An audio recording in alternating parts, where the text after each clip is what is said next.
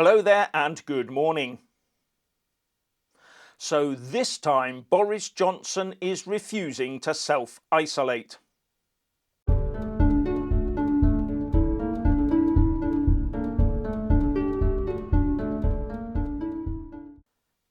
As per usual, please like, subscribe and comment below. And when subscribing, please press the little bell, but also select the all option or you won't get any notifications. Now, do you remember the last self-isolation saga? When Sajid Javid tested positive for COVID, he'd been in contact with both Boris Johnson and Rishi Sunak, and they were both going to use this test and release scheme like Michael Gove did. And it threw up a bit of a social media storm and a bit of a public relations storm. So in the end, Rishi Sunak issued a statement saying, "Oh no, I'm going to self-isolate." Boris Johnson was out on a limb and then he said, "Oh, I'm going to self-isolate too." Now the latest is that on Wednesday, Boris Johnson was in an aeroplane and one of the passengers tested positive, and Boris Johnson is now not self-isolating. He's gone back to Chequers and he's just doing his normal thing. But the thing about this is a bit more complicated, because the person who tested positive on that aeroplane was one of his aides who was on the flight with him, and he's not self-isolating.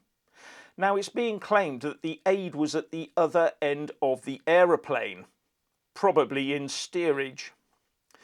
And this was part of the 2-day trip that Boris took to Scotland to try and repair the Tory affairs up in Scotland.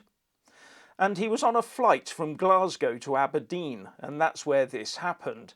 And in Aberdeen at the other end, when they got there, the aide tested positive. And he's still not self-isolating, one of his aides. And also, further, they'd both been in Fife at a police college visit. And they were seen to be very close together, according to reports. I don't know how true that is. And he's still not self-isolating. Now, a Number 10 spokesperson said, "The Prime Minister regularly visits communities across the UK and all aspects of visits are carried out in line with COVID guidance. The Prime Minister has not come into close contact with anyone who has tested positive." And it's also been reported that Boris was not pinged, so he doesn't need to self-isolate.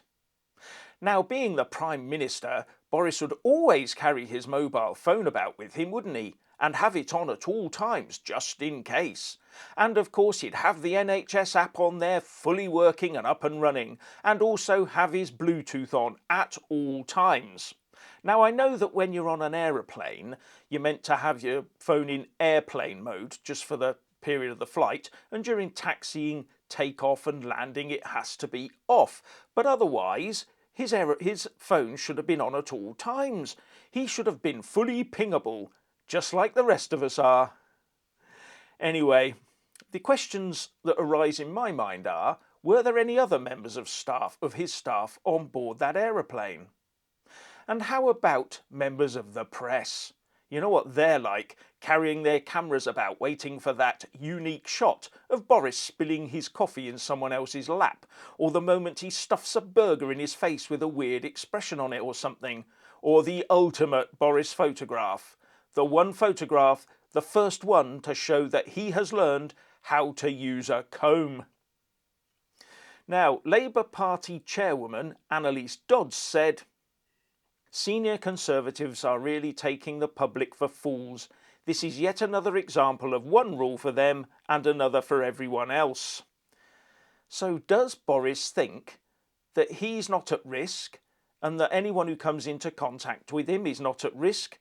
How does that work if for the rest of us, coming into contact with people who've had COVID is meant to be killer, is meant to give you long COVID or put you in hospital, but it won't with him? How does that work? And there's another big question. Why aren't those people who normally work with Boris right now saying they're refusing to work with him? They're going to self-isolate from him. Don't they have that right? Don't people have the right, if they think someone else could possibly be a health danger to them, to self-isolate themselves from that person if that person is not following the rules? Do they have that right? but not a peep from anyone or any questions about that at all. It's like those at the centre of all of this, the people who know the real risks, the people who understand what's going on, want us to treat COVID-19 completely differently to how they do. I mean, are they being brave? Are they being stupid? Or something else? And the other thing is, they don't seem to care what we actually think, do they? And these are legitimate questions. What is going on, and why is no one else asking these sorts of questions? Anyway, what do you think of Boris Johnson refusing to self-isolate? Please like and comment below.